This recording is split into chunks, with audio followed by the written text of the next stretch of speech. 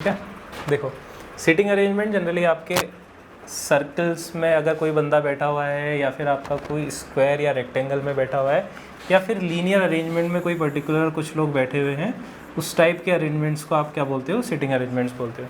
अभी sitting arrangement में भी किस तरीके से पोजीशन पूछता है, जैसे कुछ लोग आपके नॉर्थ करके मुंह बैठे हुए हैं, कुछ आपके साउथ को फेस करके बैठे हुए हैं। ठीक है, तो आपको उसमें बोलेगा कि एक इसके सेकंड लेफ्ट में बैठा हुआ है, एक इसके सेकंड राइट पे बैठा हुआ है।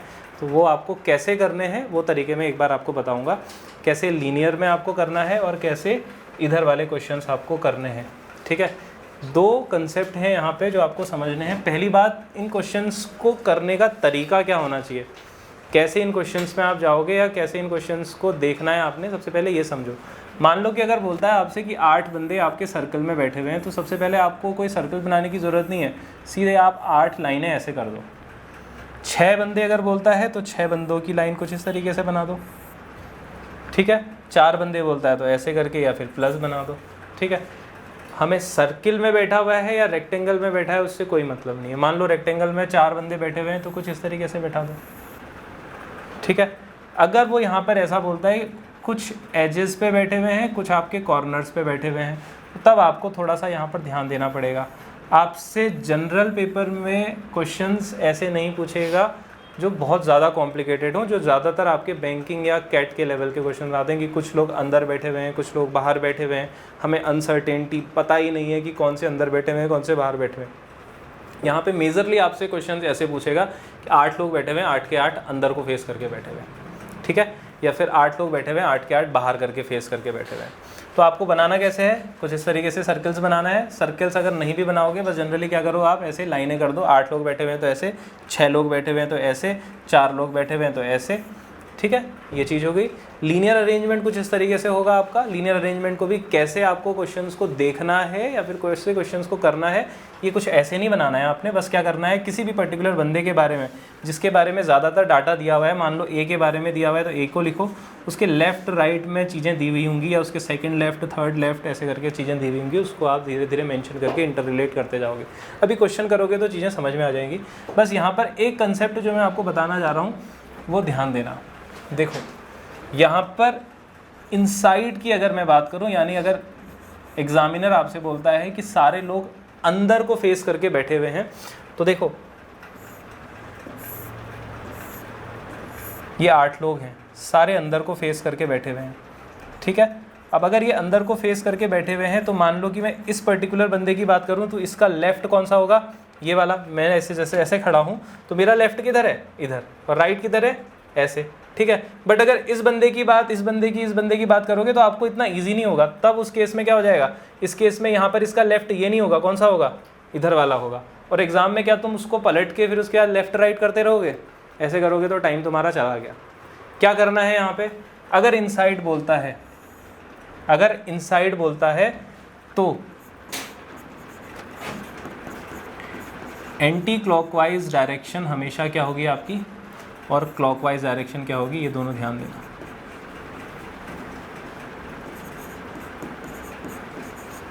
ठीक है, एंटी क्लॉकवाइज हमेशा आपकी राइट डायरेक्शन होगी और क्लॉकवाइज आपकी लेफ्ट डायरेक्शन होगी। ठीक है, अभी मैं सारे क्वेश्चंस आपको इनसाइड के ही कराऊंगा, हालांकि आउटर के भी क्वेश्चंस अगर आएंगे तो वहाँ पर ये चीज़ चेंज हो जाएगी। आउटर में क्या होगा, आउटर में ये इनसाइड के केस में था, अगर सारे अंदर को फेस करके बैठे हुए हैं तो एंटी क्लॉकवाइज राइट डायरेक्शन और क्लॉकवाइज लेफ्ट डायरेक्शन।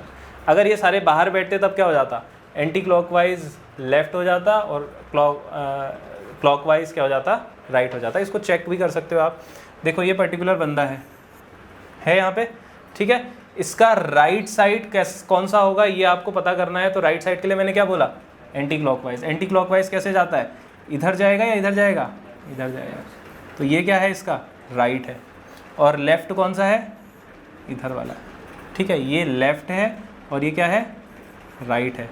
तो राइट हमेशा कैसा रहेगा, एंटी क्लॉकवाइज, और लेफ्ट कैसा रहेगा, क्लॉकवाइज। इतना ध्यान रखो, राइट यानी कि एंटी क्लॉकवाइज, RA और LC। ठीक है, राइट एंटी क्लॉकवाइज और लेफ्ट क्लॉकवाइज। ठीक, इसी पे बेस्ड अब क्वेश्चन हम कर लेते हैं। ये क्वेश्चन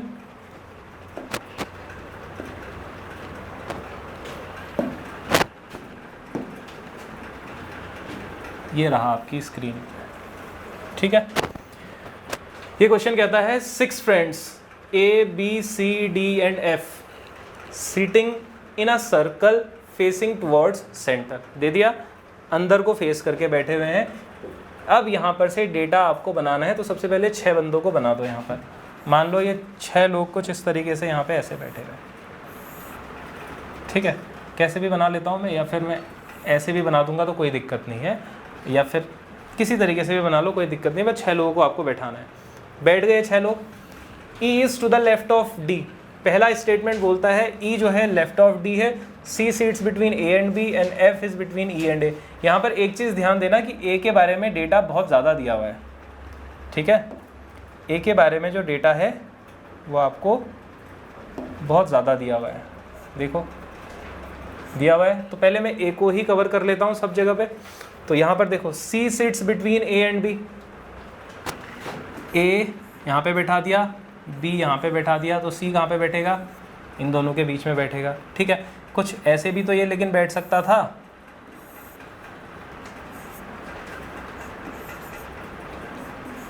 बैठ सकता है, कोई गलती है इसमें? क्योंकि हमें पता नहीं है कि A इसके इधर साइड को होगा या इसके इधर साइड को होगा, तो हमने ऐसे बैठा दिया। दोनों केसेस बन सकते हैं।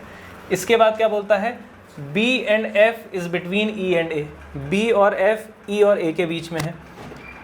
ये A है, ठीक है।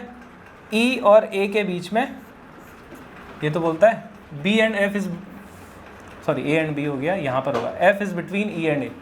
ये स्टेटमेंट पूरा था। F is between E and A, तो F E और A के बीच में F आ गया, E और A के बीच में F आ गया। और सबसे लास्ट स्टेटमेंट बोला जाता है E is to the left of D। D के लेफ्ट पे, अब D तो आएगा यहीं पर ही। अब आपको बस चेक करना है कि E का लेफ्ट क्या होगा। यही तो बोला है ना, E is left of D, ठीक है, D के लेफ्ट में। तो D का लेफ्ट अगर आपको पता करना है, ये D है, यहाँ पर भी D है। लेफ्ट पता करने के लिए मैंने क्या बोला था, कहाँ जाना है आपको? क्लॉकवाइज जाना है। और क्लॉकवाइज अगर आप यहाँ जाओगे तो क्या कभी E आएगा? ये तो एंटी क्लॉकवाइज डायरेक्शन हो गई। बट इस केस में सही है, यानी कि ये वाला जो हम मान रहे थे ये हमेशा गलत हो जाएगा आपका, ठीक है। इस हिसाब से आपका ये सही है।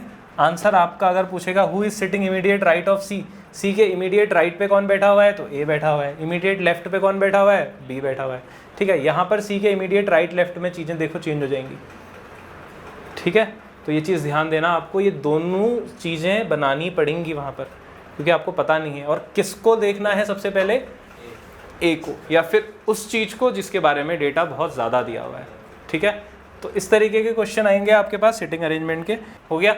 देखो कैसे करोगे ये वाले क्वेश्चंस को, इजी से क्वेश्चंस है।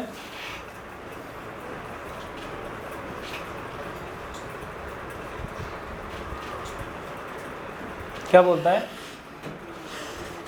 Roshan is taller than Hardik, Hardik is smaller than Sushil, Ninja is taller than Hari but smaller than Hardik, Sushil is smaller than Roshan, who is the tallest among them.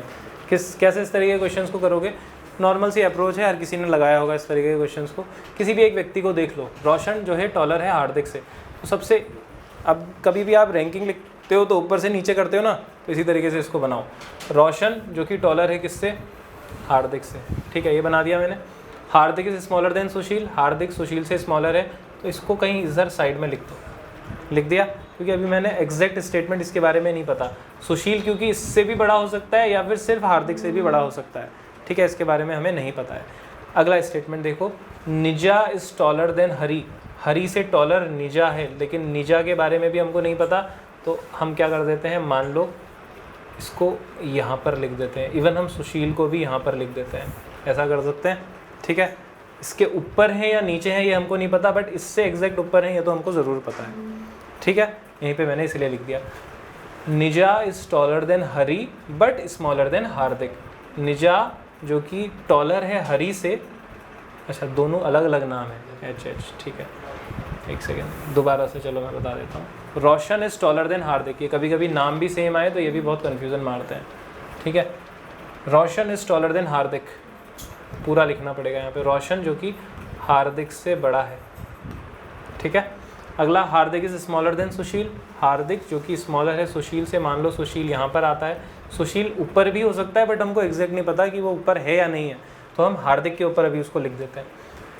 अगला स्टेटमेंट, निजा इज टॉलर देन हरी, निजा जो कि हरी से टॉलर है, और पूरा स्टेटमेंट पढ़ लो इसको, Nija is taller than Hari but smaller than Hardik, Nija जो कि हरी से तो बड़ी है लेकिन हार्दिक से छोटी है, ऐसे ही बनाओगे, ठीक है। अब अगला स्टेटमेंट बोलता है सुशील इज स्मॉलर देन रोशन, रोशन से स्मॉलर सुशील है, तो यानी कि ये हम सही बना रहे थे, यहाँ पे यहीं पे ही आएगा, इन दोनों के बीच में ही आएगा।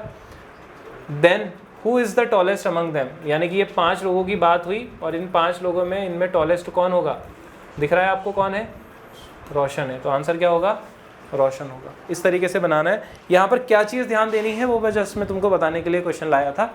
यहाँ पर ध्यान ये देना है कि जब आपका सुशील की बात वो करेगा तो सुशील आपको यहाँ नहीं लिख देना है, ऊपर नहीं लिख देना है, उसको वहीं पर ही लिखना है जिसके बारे में चीज़ें दी गई हैं, यानी कि हार्दिक के बारे में, इसे यहाँ पर मेंशन कर दो। बाद में अगर वो ऐसा बोलेगा कि सुशील से कोई भी टॉलेस्ट नहीं है, तो तब आपको सुशील को कहाँ पर डालना पड़ेगा, यहाँ पर लिखना पड़ेगा, ठीक है। ऐसा भी बोल सकता है कि सुशील से टॉल सिर्फ 2 ही लोग हैं, या फिर सुशील से ऊपर टॉलेस्ट सिर्फ 4 ही लोग आते हैं, तो तब सुशील थोड़ा नीचे चला जाएगा। इस तरीके से ये चीज़ें ध्यान देना, ठीक है। चलो अगला क्वेश्चन लगाओ, 2-3 क्वेश्चंस और हैं आपके, फिर ये आपका टॉपिक भी हो गया। कम बच्चे हैं लेकिन बैठाए अलग तरीके से हैं, देख लो एक बार इसको। 6 पर्सन्स हैं जो कि आपके 2 रो में बैठे हुए हैं, ठीक है, 2 रो में बैठे हुए हैं, यानी कि मान लो 3 बंदे ऐसे बैठे हुए हैं और 3 बंदे यहाँ पर बैठे हुए हैं, ठीक है। 3 लोग ऐसे बैठे हुए हैं और 3 लोग ऐसे बैठे हुए हैं। 3 इन ईच, 3 इसमें 3 इसमें। अब यहाँ से स्टेटमेंट देखो, if E is not an any and, E जो है वो किसी भी एंड में नहीं बैठा हुआ है, यानी कि ई आपका कहाँ बैठा होगा, या तो यहाँ, और अगर नॉर्थ फेस बैठे होंगे तो ई कहाँ पे बैठा होगा, यहाँ। दोनों सिचुएशंस दोनों बना के चलना पड़ेगा आपको, ठीक है। अगला स्टेटमेंट क्या बोलता है, D is second left of F, ठीक है। डी जो है वो सेकंड लेफ्ट है एफ के, तो यहाँ पर आप बस इसको कहीं पे ऐसे लिख लो इस तरीके से, ठीक है। शॉर्ट में मैंने लिख लिया, डी सेकंड लेफ्ट है एफ के। मैं ये मान ले रहा हूँ कि ये नॉर्थ के फेस में बैठे हुए हैं, क्योंकि मेरे को थोड़ा सा आसानी हो जाएगी समझते वक्त। C is neighbour opposite to B, C जो है नेबर है opposite to B, C is neighbour opposite to B and B is neighbour of F. B जो है वो एफ का नेबर है, यानी बी कहाँ पर आएगा, यहाँ पर आएगा, और यहाँ से चीज़ें आपकी सारी क्लियर हो जाएंगी। देखो बी अगर एफ का नेबर है, ठीक है, इसका मतलब बी कहाँ पे बैठेगा, बीच में बैठेगा। दोनों स्टेटमेंट में बैठा दो, दोनों स्टेटमेंट में जब आप बैठाओगे तो अगर डी एफ ये नॉर्थ करके फेस करते हैं तो ये कुछ इस तरीके से बनेगा और बी यहाँ पर आ जाएगा। अगर मैंने नॉर्थ करके बैठाया था, अगर मैं साउथ में बैठाऊँगा तो एफ इधर आ जाएगा, डी इधर आ जाएगा और बी इधर आ जाएगा। नहीं, ये था ना, ये इस स्टेटमेंट को देखो, D is second left of F, D F के सेकंड लेफ्ट पे बैठा हुआ है। अगर कहाँ पे, ये वाले में, क्योंकि ये साउथ करके फेस बैठे हुए हैं। अगर ये नॉर्थ करके फेस बैठेंगे तो ऐसे ही बैठेगा, और बी एग्जैक्ट उनके मिडिल में है, ये भी इसने दिया हुआ है। मिडिल में नहीं, इसने बोला है कि बी नेबर है एफ का, तो नेबर होगा तो बीच में ही बैठेगा, ठीक है। दोनों स्टेटमेंट से चीज़ क्लियर हो गई। अब आपसे बोलता है and B is neighbour of F, who will be opposite to B, बता सकते हो? दोनों ऑप्शन से बी के ऑपोजिट कौन आएगा, ई आएगा। आपको इन दोनों के आसपास कौन बैठा हुआ है उसको पता करने की ज़रूरत ही नहीं है, ठीक है। यहाँ पर जो भी बैठा है हमको उससे कोई मतलब नहीं। बी के ऑपोजिट कौन बैठा हुआ है, ई बैठा हुआ है, ठीक है।